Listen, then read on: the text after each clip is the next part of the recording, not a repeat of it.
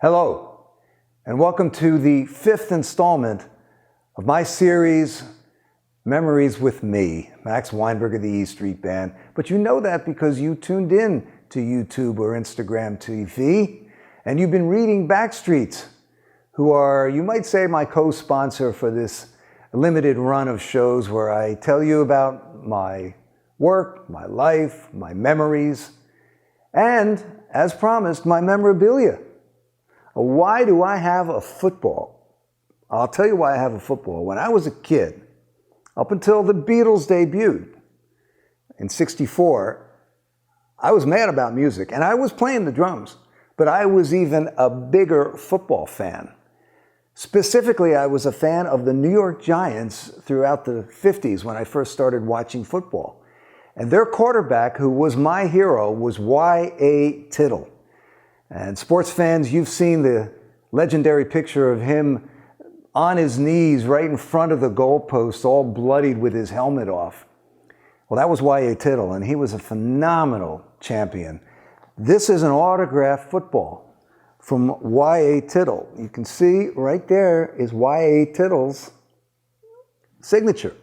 It's one of my prized possessions. I still have my kicking tee when I used to kick off for intramural football games. They were really between homerooms in junior high school. So I'm going to put this down.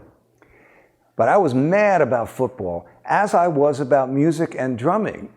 And with regard to drumming, I have another bit of memorabilia, which I'm going to show you right now. This is, I believe, a 1948 WFL, which was the Ludwig Company drum catalog. And on the cover is my all-time drum hero, Buddy Rich, who I'm happy to say was a dear friend of mine in the last 12 or 13 years of his life. But he was promoting WFL drums, and as you probably can't see it, but it says here, to Max, best wishes, Buddy Rich. And it was also signed by his manager and the drummer who would take over when Buddy would go up and sing and do a soft shoe.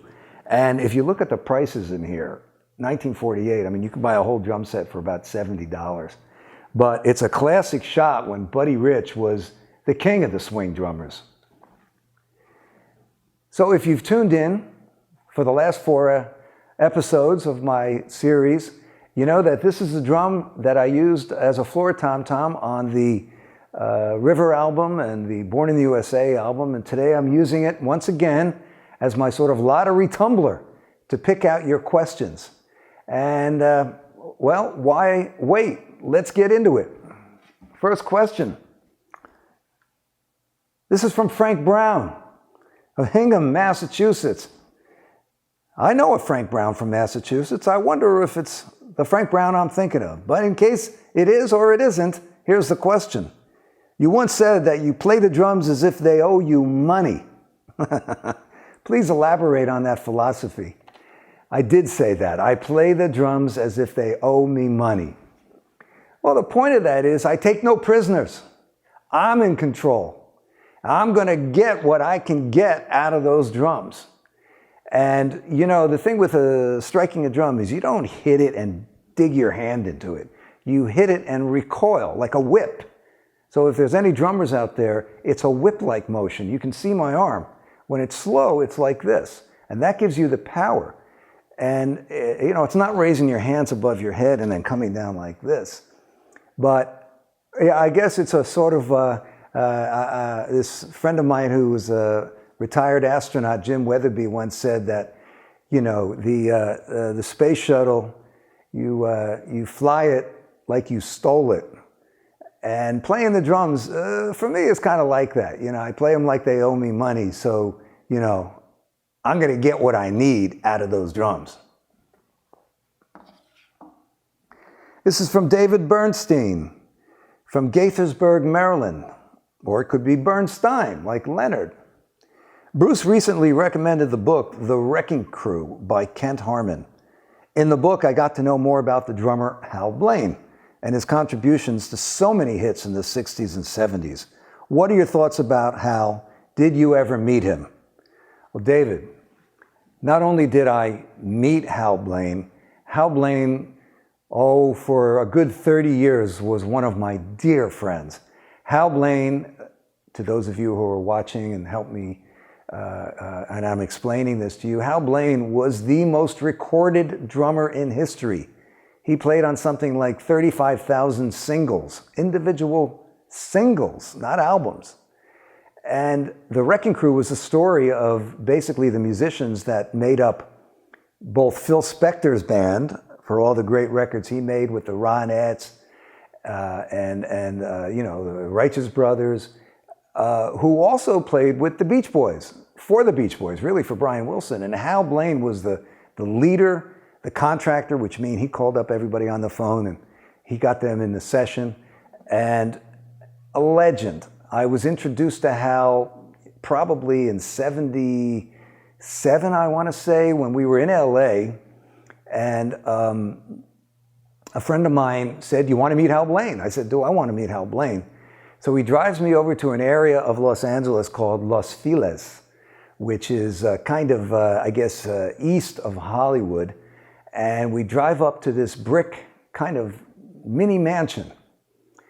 And I remember we rang the doorbell and an assistant, a man, like a butler, opened the door.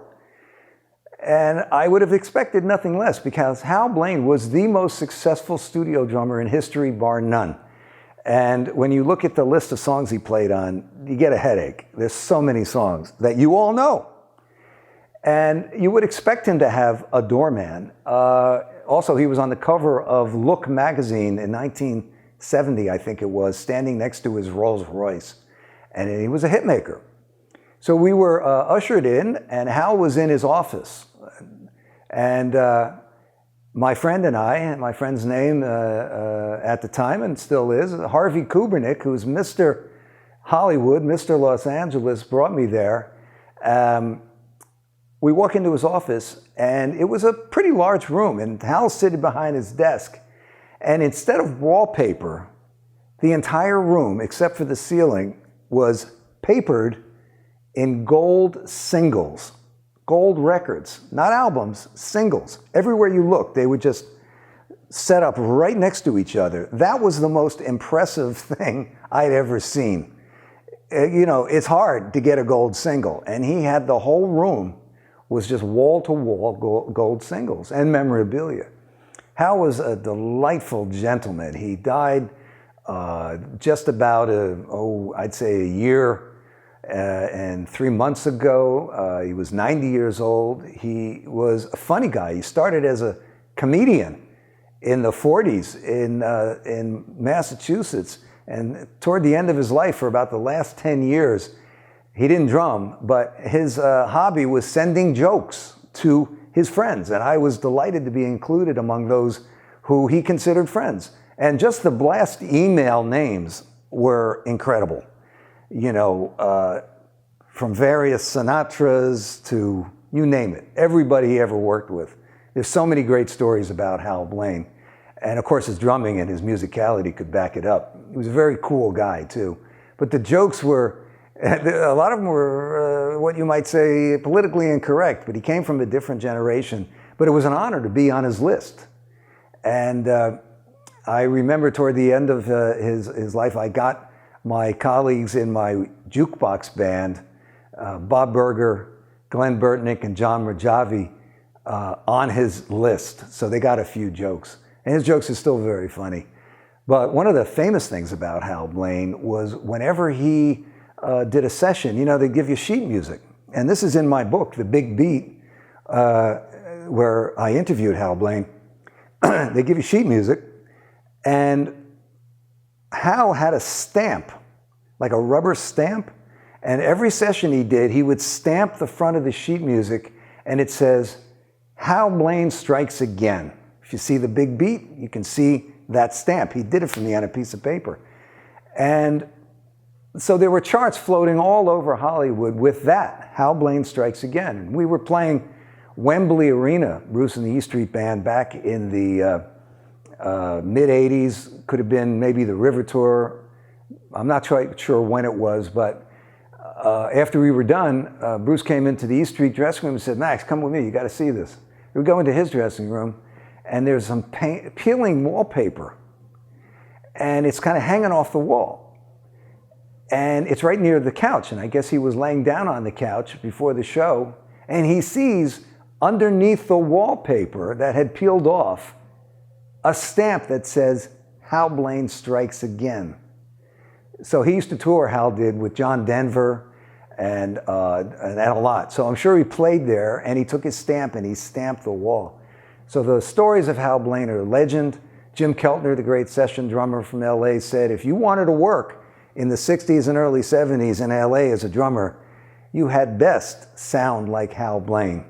And Jim would agree with me that nobody sounded like Hal Blaine. He had a unique style, and you just hear it on thousands of records. So Hal, rest in peace, my friend. This is from John Poklop, P-O-K-L-O-P. What does it feel like when Bruce picks a sign request for a song the band has not rehearsed? Well, John, it sometimes feels like various stages of panic. I try not to panic because I figure, well, I'm a rock drummer, they're rock songs. At the very least, I can go 2, 4, 2, 4. But, there is sometimes a scramble for what key, what chords. There's some great videos that you can get online. You see them online where we're actually rehearsing on stage. There's a great one that I get a kick out of by a song by Chuck Berry, "You Never Can Tell." And we hadn't played it. I'm not so sure we ever played it in the band together, but we all knew the song. And you can see during the show, Bruce is rehearsing the horn section we had on the Wrecking Ball tour. He's giving them this riff, ba ba ba da da da da da, right? He's giving them, you got that? You got that? So we're actually rehearsing it in front of something like 80,000 people. The same thing happened on a version of Shake, Rattle, and Roll. And we just went into it. But, you do the best you can. And one thing about the E Street Band is, while we have many diverse personalities and personages, and one thing about the E Street Band, where we have many different personalities, we all have common musical roots. So when Bruce calls out, 96 Tears, we know it. And we know the record as best as we can. I try to play the part that's on the record, or Wooly Bully, or a Stone song, or we've even played Beatles songs, which are probably the hardest to play well. You just, in the moment, your senses are so attuned to what's going on, somehow you rise to the occasion. We've blown a few endings, we've blown a few verses, but overall, the feeling is what we want to generate, that you're seeing this and it's real and it's happening right now. And there's a connection being made between the band and the audience. So, after doing this for, 46 years on and off, there's not much I panic about. I've made so many mistakes in my career that, as a drummer, I say, if you make a mistake, just start hitting a cymbal. They'll never know it. And if you do something wrong, do it again. People think it's part of the arrangement. Great questions you guys got. This is from Rich Siacha. If there were to be a Tracks Volume 2, are there any outtakes or songs that you personally think should be included? Well, Rich, there's so many songs we recorded. One of my favorites that never gets that much attention, I think it was on Tracks, on the 4th CD, if I'm not mistaken, was a song called Going Back. And for years I had a tape of this, I still have the tape, where I called it Bo-Do, B-O-D-O, Rocker, for Bo Diddley Rocker. And this was a spontaneous jam in the studio, Studio A of the record plant in New York City. I believe it was during the Darkness on the Edge of Town sessions. And if you hear this, you hear the beginning harmonica that squeals. It goes, "Wow." Bruce had been playing it, and I believe Jimmy Iovine was the engineer. He hadn't started the tape because it wasn't like, there was no count off, there was nothing. and he pushed the record button. So you hear in those days, it wasn't digital, it was analog, so the tape had to get up to speed. They call that spooling up. So you hear the tape go up to speed as Bruce is playing this intro. I think it's part of the song, it's great. And we come in, and you can hear Bruce calling out the chords to everybody. And Clarence is playing maracas, which were a big part of the Bo Diddley records. I'm playing the Bo Diddley beat, similar to the one I played on She's the One. And we just jammed on that thing. And then Bruce called for a sax solo. And Clarence put down the maracas, and he picked up his sax. And you can hear him, you know, the maraca stopped, the sax starts, then there's a little pause, and he goes back to maracas. So, you know, when you ask a question like that, I think of that. It hasn't gotten much attention, but it's one of my favorite things we ever did in the studio. There's a lot of songs we recorded that I don't even know the name of. We may have done them once or twice, and we moved on to something else. I can tell you one thing, though, there's a lot of them. It's an incredible archive that Bruce has, and you know, to coin a phrase, I'm hoping that they all see the light of day at some point.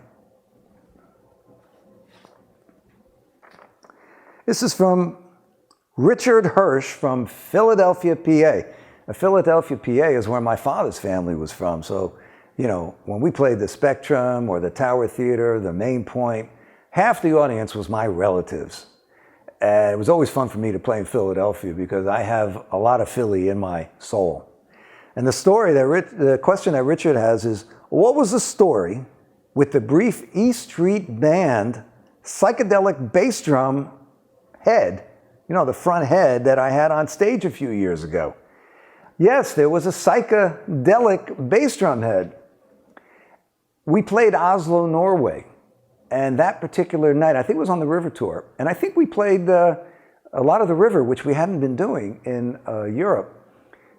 It was Oslo. Steve Van Zandt invited the entire cast, crew, and friends of the Lilyhammer show, which I'm sure most of you have seen, but it's worth checking out again because you put those shows in series, and it's a fantastic thing Steve did. But in any case, he wanted to do something special, Steve did. So he said, well, how about we, you know, I have my, this is a week or so before the show, I'll have my graphic artist that he has working for his record company, etc., come up with a bass drum logo. We've never had that. And yeah, sure, why not? So, you know, it was basically the sort of font that Steve uses for his Underground Garage and a lot of the projects that he works with. So we put it on there, and it got a lot of attention because we had never done anything like that, and we did it for that show, just for that show. It was the only time I ever used it. I have it, and one of these days, when I come back online with this series, I'll bring it out and I'll show you that drum head. We only used it one time. Paul Leonard from Chevy Chase, Maryland has a question. What is the most difficult or intricate Bruce song for the drummer? Which song is just the most fun for you? I'll answer the second part. The most fun song for me to play, and I've said it a lot of times, is Ramrod. Because Ramrod has a beat that, if I had to distill everything I do to one beat, that's my beat. That big beat. And when you play that in a stadium full of people, for me, it's irresistible. I believe for the crowd, it's irresistible because I'll look and I'll see individual people dancing and they'll pick up that beat because it's a certain tempo we play. It's a little slower than on the original record, but it's a sultry beat. I've seen it described as a sexy rhythm of that song. So that's one of the most fun songs to play is Ramrod for me. I've said it for years. Pink Cadillac also is a lot of fun. They're all really fun in their own way, but some are more drumistically, let's say, challenging.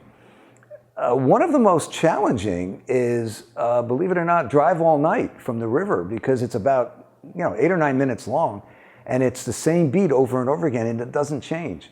So it takes a lot of concentration. That and Point Blank, which are what we call in drumming ostinatos. Or in music, it's a repeated pattern that doesn't stop, just keeps going. And if you, on Point Blank, for example, I'm playing a beat where I play the cross stick on 2 and 4, bop, like this. But then I'm doing this little accent, which I actually stole from Ringo Starr, from It's In My Life, John Lennon's song, where I'm going, It's very popular in the 60s. The Zombies used it on She's Not There. But in the verse to the chorus, I go from just playing that on the hi-hat to playing an 8th note ride on the cymbal. But I want to keep that little going, so I play it with my foot, and it's on an upbeat. So you're playing a downbeat with your right foot and an upbeat with your left. And that took a little choreography, let's say, to figure out. But I wanted that little upbeat to keep going through the whole song, and it doesn't stop. You know, when you go out and you play Born in USA first, and you get to that drum solo at the end, you know, no matter how much I warm up backstage, whether it's on my practice pad or I ride a bicycle to get my heart rate up and to get sweating, I get to that drum solo at the end of Born in USA, if it's the first song, and I'm just sucking for air. And that's only 3.5 minutes into the show. And I remember somebody timed the River shows, and I didn't stop playing for 38 minutes before I could even take a sip of water. And they've always joked that they're gonna make me one of those, like a backpack with a little straw that comes over so I can play and suck on the straw, maybe on the next tour. And I'm confident that at some point we'll all be back for you. And we'll have our party, we'll have our concert where it's us and you together, as we did many thousands of times in the past. But all of Bruce's songs I take them one at a time. And they're all like separate works, and I try to play the best on each one when we are playing them in concert. And I also try to play the same parts pretty much that I played on the record, or that the other guys and girls in the band have come to rely on for transitional parts. So I don't want to sort of throw in things that might momentarily interrupt the habitual parts of what you're playing, where, you know, it feels a little different. But there's some, you know, by the end of the Candy's Room, depending on where it is, yeah, I might say my arms are a little tired. Opening up with My Love, that's a tough one too, you know, to keep that bass drum going up at that tempo. And I'm playing, it's fast. But you know, I look at it as a marathon while sprinting. That's the idea. You're giving everything you got all the time. And when you do that, you actually don't get tired. All right, this is from John Zur, from New Jersey, John is. What are the various signals Bruce uses to keep a song going, to slow things down or to finish the song up? I've seen shows where he just keeps you going on the Born USA drum part, and it's amazing, but I wonder how you know to keep going and if you ever feel like you're going to break. That's an involved question, John. We'll take Born in the USA. There's a video of me playing the Born USA drum solo. I think it's from someplace in England. It could be right outside of London. And I'm going crazy like I normally do. And Bruce is in front of me. And I've seen it. And people have commented on it. Looks like he's yelling at me. He's not yelling at me. He's exhorting me to go, man, go. You know, he's like encouraging. And his enthusiasm is, you know, and I'm getting energy from that. Because I'm looking at him. I'm not looking down at the drums. You know, that's one of the things I do. I don't look at the drums when I play. I just play them, and everything is set up so I don't have to move my arms that much. If you notice my drum set, it's small. So, you know, boom, boom, boom. I don't have to, not up here. In any case, if we start a song and maybe it's a little too fast or it's a little slow, Bruce will do what most band leaders would do. You know, pick it up. You watch his arm, pick it up, maybe pull it back a little bit. Night to night. Things are, you know, everybody's feeling different. So, you know, he'll put it right where he wants it. What I like are those big, we call them footballs, where like at the beginning of Proven All Night, ba-da-da-da-da, ba-da-da. We have a timing such in the E Street Band that we play those things, they're whole notes, and we play them so wholly in terms of really giving the note its value that, and we all do it together. And it's really based, a lot of this stuff with the guitar. If Bruce wants you to stop, as he did in my audition in '74, he'll go like that. The one signal you don't want is this. And fortunately, that doesn't happen very often, if ever. But, he works it with his body language, and I'm very attuned to that. So, my job is to interpret what he's feeling in the moment, moment to moment.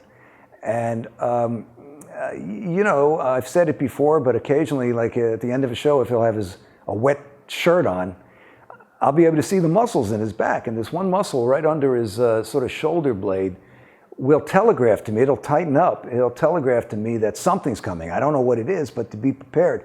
So, Wayne Gretzky, the legendary hockey player, said, don't go where the puck is, go where the puck is going to be. That's the way I approach playing with Bruce Springsteen.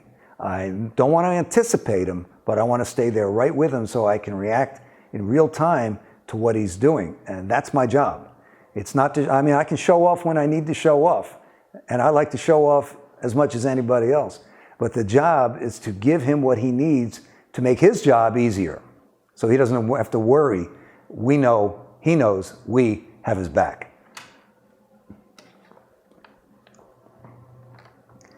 Ben D'Antonio wants to know, I'm always enthralled with your drumming during the live version of Cover Me, the song.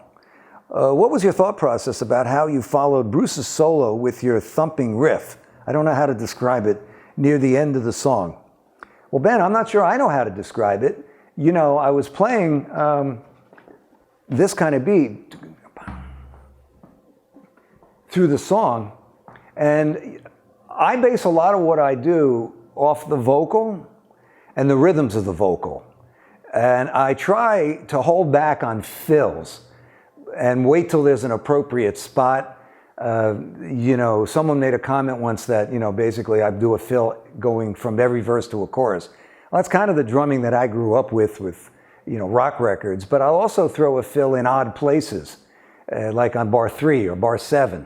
So it's Charlie Watts does it, and I've heard he does it because it's either edited or he didn't know where the song was going, and it gives it something a little different.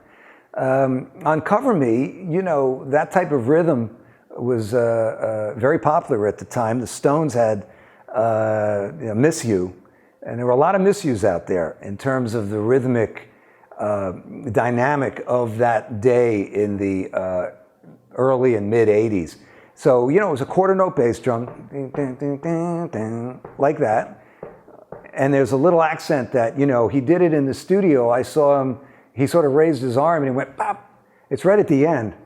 Pop, ba, da, da, and I hit it. And I reacted to it. So that would have to happen to be the take.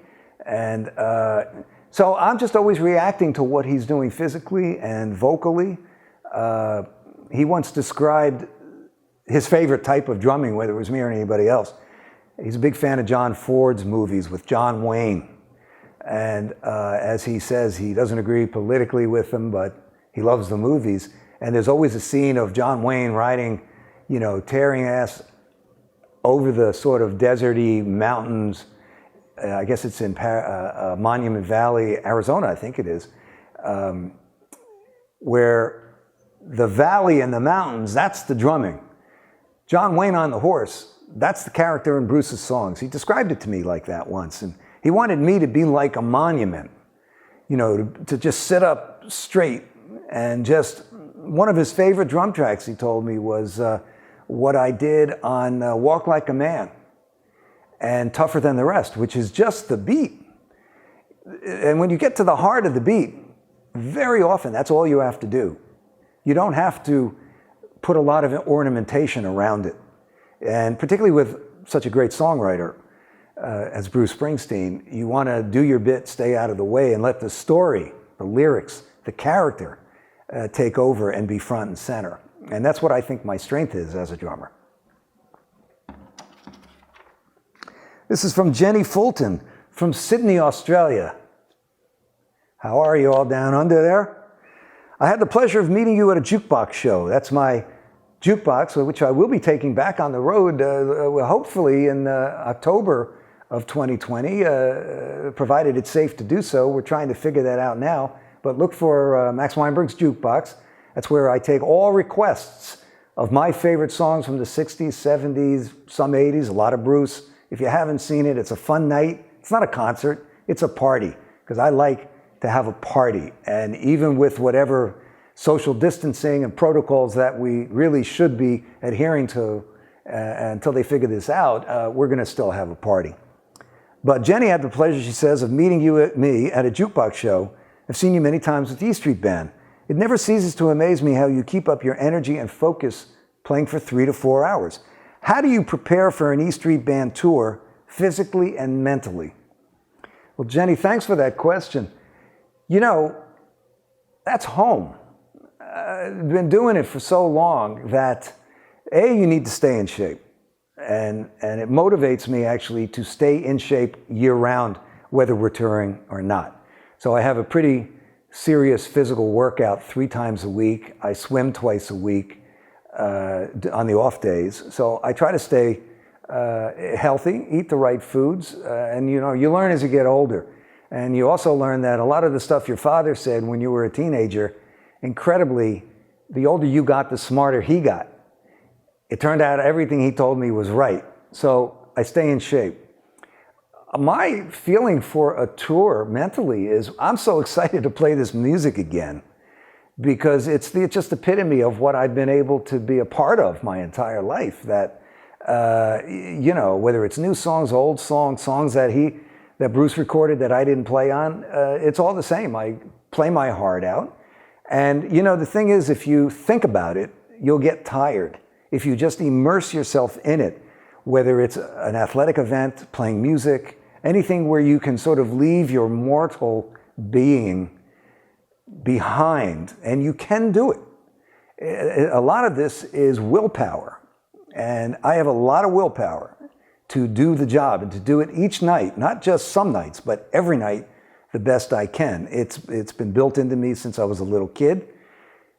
Playing with the E Street Band solidified it in my soul to give it your all every time, because that's what Bruce asks of himself, and that's what he expects of us, and we get there every night. And sometimes you're tired, sometimes you may be sick, sometimes you didn't eat, you know, sometimes it could be raining. We played in Munich one night where it was 30 degrees on the stage, pouring cold rain. The rain was coming in horizontally, it was so windy, and you were just frozen. They kept bringing hot water that I could put my hands in, and you just keep going. Bruce and Steve and Nils were saying they could hardly play the guitar because their hands were so cold. And we played for just under 4 hours, I believe. So, you know, nothing prepares you for that opening night, no matter how hard you've rehearsed, because, you know, you get to another level. And we rehearse hard. We don't just sort of, you know, go through the songs and figure out the moves, you know, each of us. We rehearse nearly as hard as we play concerts. And we do about 6 hours a day for maybe 2 weeks, you know, 5 days a week, new songs, old songs. He'll change some things up. And that's fun because we haven't usually played in a while, so you're working out the cobwebs. I remember one funny thing that happened. We hadn't played in a while, and we hadn't played the song Jungle Land in quite a while. And we were playing it in rehearsal, I think, for the working on a Dream tour, or perhaps it was Wrecking Ball. But we got to the sax solo, and we hit that big downbeat, and, you know, and nobody could remember the chords, and it just stopped. So, you know, those rehearsals are kind of to reacquaint yourself with your old friends, the songs. But once you get on tour, you get into this rhythm of just basically sleeping, eating, playing. At least I do. I don't go out of my room. I stay in my room. The shades are all blacked out. Because what I need, and I've always sort of needed it, more as I've gotten older, but just to recuperate. We play about, an average is about 3.5 shows a week, usually about 33 songs a night over 3 hours and 45 minutes 4 hours, and sleep and eating right. And fortunately, we've been doing this a long time, so we all have our routines, and we can pretty well grab onto those routines. And you're out there to play. You're not out there to sightsee, although we've done that many tours. Bruce always organizes time off so you can get out if you want. And particularly when our children were young, we would take them on tour, for example, to Europe. They'd all come, and there was 8 or 10 kids. So there was a lot of sightseeing, a lot of group sightseeing. Patty Scalfa was particularly instrumental in organizing sort of group bus tours for the kids. It was great because they got to see stuff that they never would have seen, if you were traveling on your own, with a bunch of other kids. So that was a great part of it, just as to digress a moment. But, I just take every show as it comes and play it like it's my last. And you do that, you don't get tired. Got a couple more questions here. Justin Murray from Carbonear, Newfoundland. Flown over Newfoundland many times. Never played there, Justin. Hopefully, maybe one day, maybe the jukebox could go up there. After working with a leader like Springsteen for decades, and also band leading with my TV band, the Max Weinberg 7, and Max Weinberg's Jukebox, what are your essential rules for keeping your band at peak performance on and off the stage? Well, Justin, I hold myself to a very high standard, and I think it's contagious. You're only seeing that show tonight if you're in the audience, and you deserve the best you can give as a band. The audience deserves the best that you can give, is what I'm saying.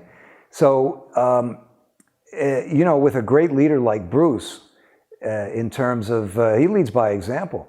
When I started my TV band, probably a combination of being new to TV, maybe anxiety. I was probably a little bit too much of a taskmaster. We had a week to rehearse and get on the air to do 5 shows a week on television.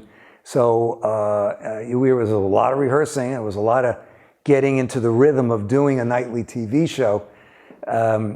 But I've never asked anybody to do something that I wouldn't do. When I do my jukebox shows, we don't really have a crew because we will meet at the show.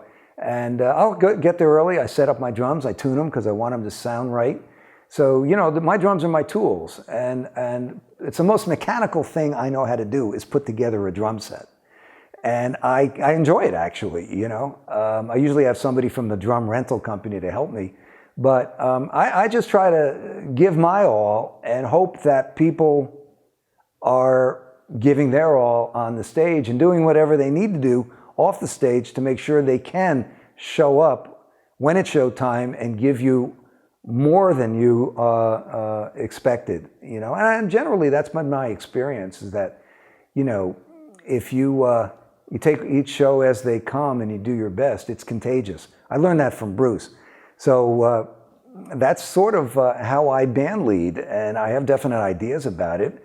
And I'm a good editor. I can't actually write music out, but I know how I want the sets to go and how I want the songs to sound. And when I'm playing the sort of rock and roll from the 60s or 50s, 70s, some 80s stuff, I told the guys that, try to get as close to the record as you can, because that was what was fun for me as a kid, was figuring out all the little parts. And fortunately, with the guys I'm playing with, 90% of the time, I have some subs. We all feel that way. But my main band, which is Bob Berger, Glenn Burtnick, and John Murjavi,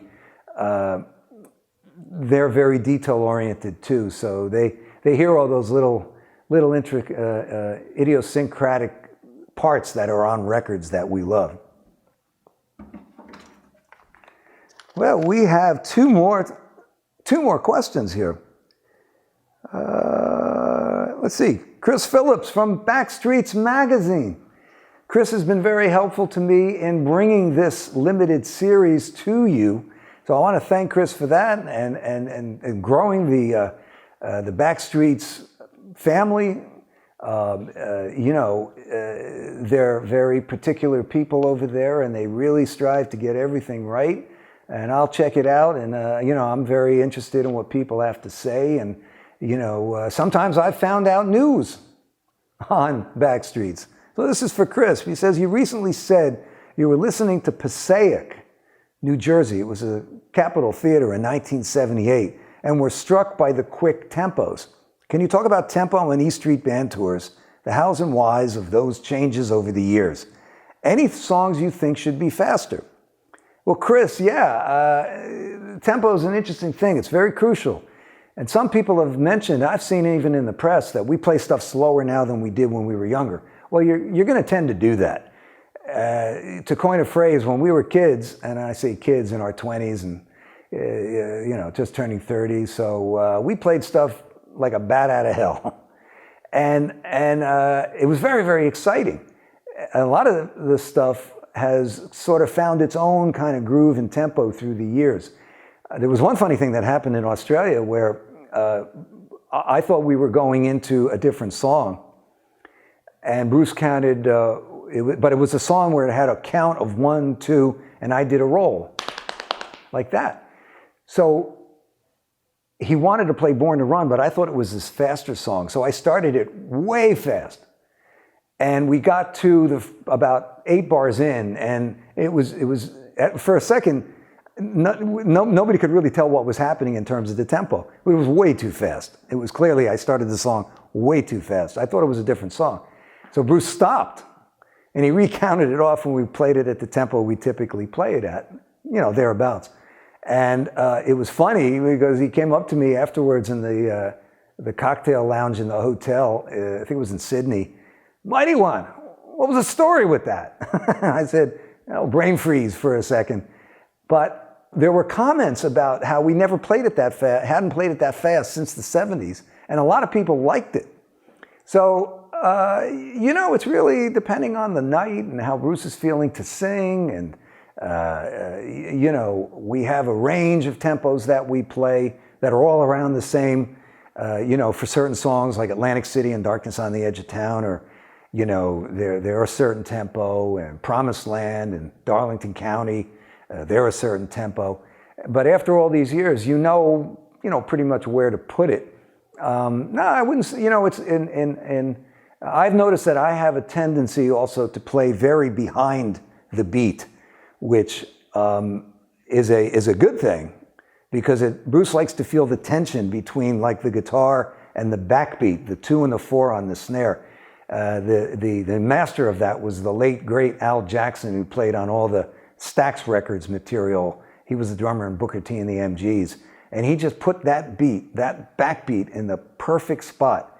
And while I can never reach the level of artistry that Al Jackson and Roger Hawkins from the Muscle Shoals rhythm section can do with that. Listen to Respect by Aretha Franklin. That's Roger Hawkins.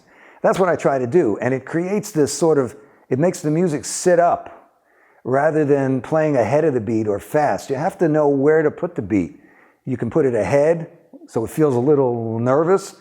You can put it right on the beat, or you can kind of hold it back. And that makes it very interesting. So I try to do that. Bruce will very often sing in one tempo, play the guitar in another, and move his left foot in another. And it all works. So, my sense of where it should be is based on those 3 elements that I kind of average out, if that makes sense. But whatever tempo we play those songs at, I love playing those songs. I miss playing those songs. And I'm looking forward to the day when I can play those songs with Bruce Springsteen and the E Street Band for you all out there again. This is from Andy Green. Andy Green, I don't know if this is the same Andy Green, but Andy Green is one of the main writers at RollingStone.com, an excellent journalist. And he asks, at a 2008 show, a fan held up a sign saying, "Let Max sing," that Bruce picked out. He then set up a microphone by your drum set, and you sang Boys by the Shirelles, Ringo Starr style, because the Beatles did it. Were you horrified as this was going on? I know you're always ready for anything. I've said that before. But I imagine you weren't quite ready for that. How did you feel it went? Well, Andy, yeah, I was like, I couldn't believe it. But, you know, it was Steve's idea to play Boys because Ringo sang that famously, a fantastic version, by the way, when the Beatles first broke. And I think it may have been in Kansas City. I'm not quite sure where it was, but at first I was horrified. Then I was, all right, I'll give it a shot because I'm known as the guy who will do anything, particularly on TV. I'm the guy who was always known as, well, let Max do it. He'll do anything for a laugh, which is really true. Bruce alludes to it in his memoir where he refers to my sense of humor. I like to think I do have a sense of humor. I never take myself too seriously. I take what I do seriously, but I gave it my all. And I do remember it was in a little bit too high of a key for me to sing. But Steve and Nils and Bruce covered me really well. It became a little bit of a quartet where it's a lead vocal by Ringo and, you know, by Shirley Austin Reeves from the Shirelles. So it was fun, but, you know, you get to sort of put yourself in their shoes for a second.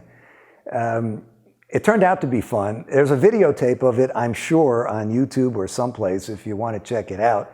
I got over my mortification pretty quick and just, you know, tried to be a good sport about it. But I noticed that they never asked me to sing again. So I'm not sure if that's a judgment or what, but you never know with Bruce. I may be called upon to do something you've never seen me do before. And I'm happy to do that. One time Bruce came up behind me and he put his guitar, I'm playing the drums, and he put his guitar over my neck. And I kept the bass drum going, but he took his, you know, he put it on me, his guitar. And I know how to make an E chord. That's about it. I can play Room to Move by John Mayall. That's the only song I know how to play on guitar. So I just played it, you know, a number one position chord, and I just went blang like that. I don't even remember what song it was, but, and I don't know if it was even in the right key, it probably wasn't. But what a feeling of power to hit that guitar, blang. Very different than playing the drums. I like having the drums surrounding me, you know, it's my little enclave. But when you play Bruce Springsteen's guitar at a Bruce Springsteen concert, you hear that sound and you're generating it. That was awesome. Well, everyone in the internet world, in the universe, who's been watching this series of my memories, we've been calling it Mighty Max's Monday Memories. This was our 5th episode, you might say. For the moment, we're going to take a break. We're going to take a hiatus. I'm going to be spending a few weeks actually organizing and scanning a lot of the memorabilia that I've alluded to. It fills a warehouse. So this will be the last episode for a little while, but I've enjoyed it. I hope you've enjoyed it. I hope it's helped you, you know, giving you a laugh and giving you some information through these distressing times we've had to live through most recently. And your questions have been great. Your comments have been fantastic. Your interest has really warmed my heart to hear from me, because I'm usually at the back of the stage, not saying much. And I will be seeing you for sure. I'll be playing for you again. I'll be talking with you again. And check in with Backstreets, and I'll let them know when we're going to pick this up, and we'll see how we go with it. So for now, I want to thank you deeply from the bottom of my E Street heart, from my Mighty Max muscles and heart. Thank you very much for tuning in, and I will be seeing you on the road somewhere. So long.